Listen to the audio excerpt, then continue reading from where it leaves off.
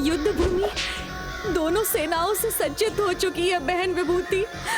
और एक नहीं, मेरे दो पुत्र हैं वहां युद्ध भूमि में, जिनके प्राण आज दांव पर लगे हैं। माँ के हृदय की पीड़ा से परिचित हूँ मैं दीदी, किंतु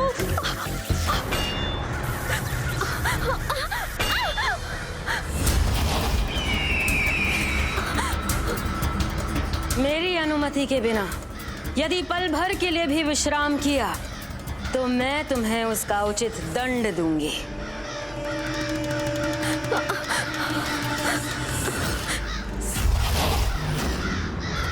जाओ काग यहाँ से, जाओ।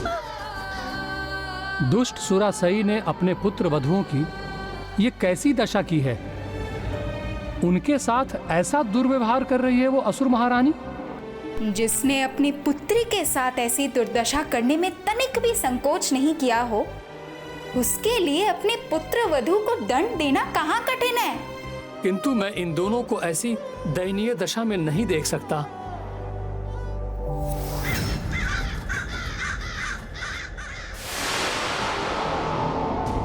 माँ, आपको चिंता करने की आवश्यकता नहीं है, क्योंकि इस बार मेरा पुत्र आपको कदापि निराश नहीं करेगा। चिंता कैसे ना करूं पुत्र,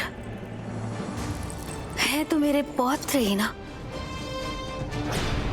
और तुम्हें तो ज्ञात होगा कि उन्हें युद्ध पर भेजते समय मैंने अपने हृदय को कितना कठोर बनाया होगा।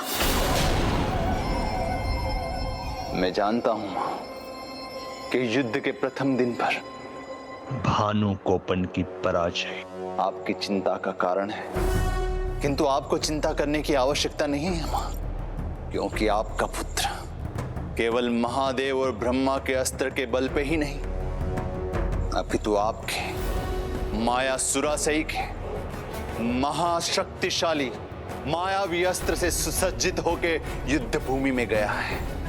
इसीलिए वो आज युद्ध भूमि में डट के लड़ेगा और पराजित करेगा उन तुच्छ देवताओं को।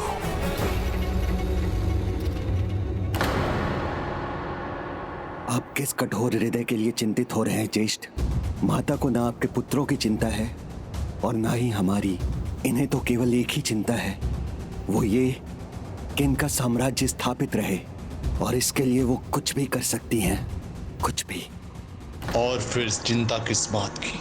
आप तो अपनी माया से कुछ भी कर सकती है। यदि युद्ध भूमि में आज वो आहत भी हुए तो आप शीघ्र अन्य के साथ उसको भी पुनर्जीवित कर सकते हैं। बस अब बहुत हुआ। माँ के हाथों की कठपुतली बनकर जीना। आज मैं भ्राता को उनकी सच्चाई अवश्य बताऊंगा। मेरे पुत्र की रक्षा तो मैं नहीं कर सका, किंतु आज ज्येष्ठ को माँ की वास्तविकता बताकर अब ये निर्णय मैं उन पर छोड़ूंगा कि वो आगे युद्ध चाहते हैं या नहीं।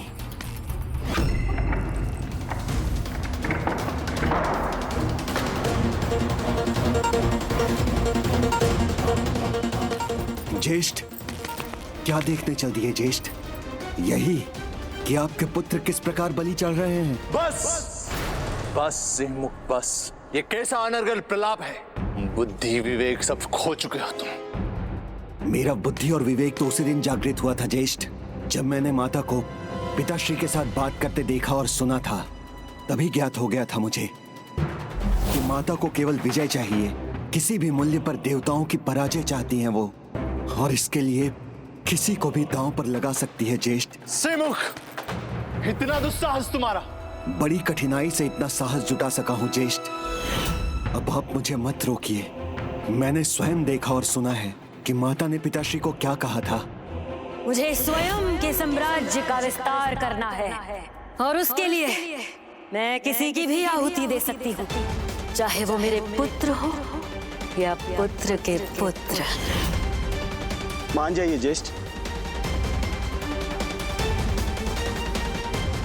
यदि उन्हीं के शब्दों में कहूं, उनके विजय रूपी यज्ञ के समीधा साधन मात्र हैं हम, और हम मातृभक्ति में उनके दोषपूर्ण आचरण को बढ़ावा दे रहे हैं।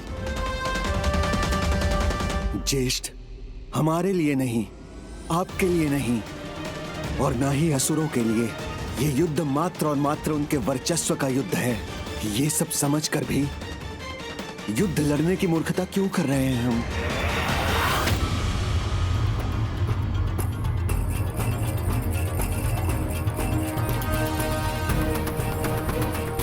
मूर्खता हम नहीं, मूर्खता तुम कर रहे हो सिमुख। उस अजामुखी की समान माता पर संदेह करके, और मां ने पिताजी से जो भी कहा वो उचित ही कहा है।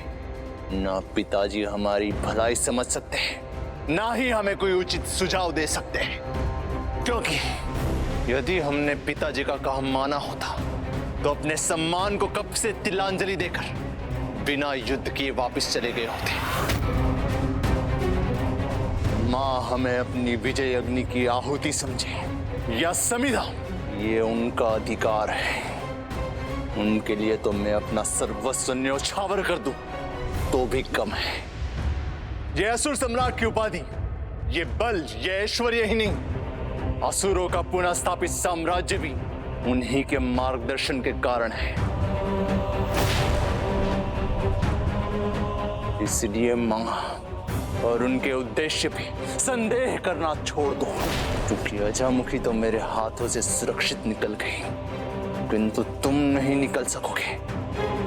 जाओ, जाकर देखो मां के दिए हुए अस्त्र से भानुकोपन देवताओं को कैसे परास्त करता है। जाओ।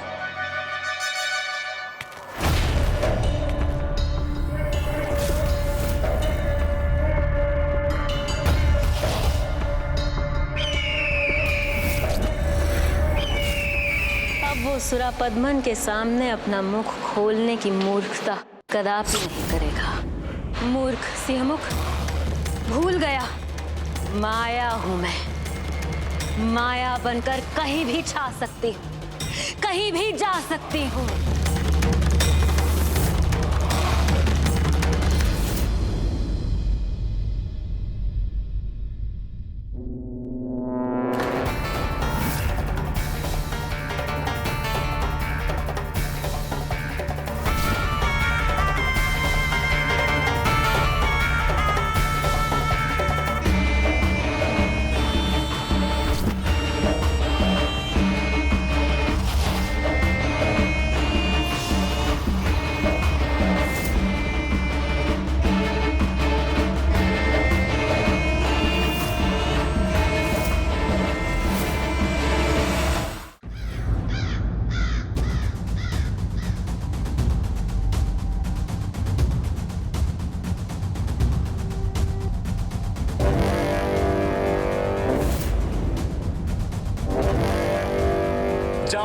जाकर देखो मां के दिए हुए अस्त्र से भानुकोपन देवताओं को कैसे परास्त करता है।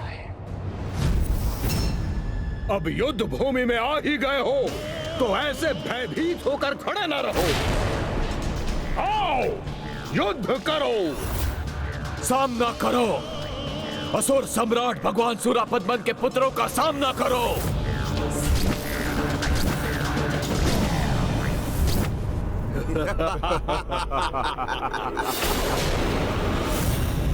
प्रभु कार्तिकेय की जय, प्रभु कार्तिकेय की जय, प्रभु कार्तिकेय की जय।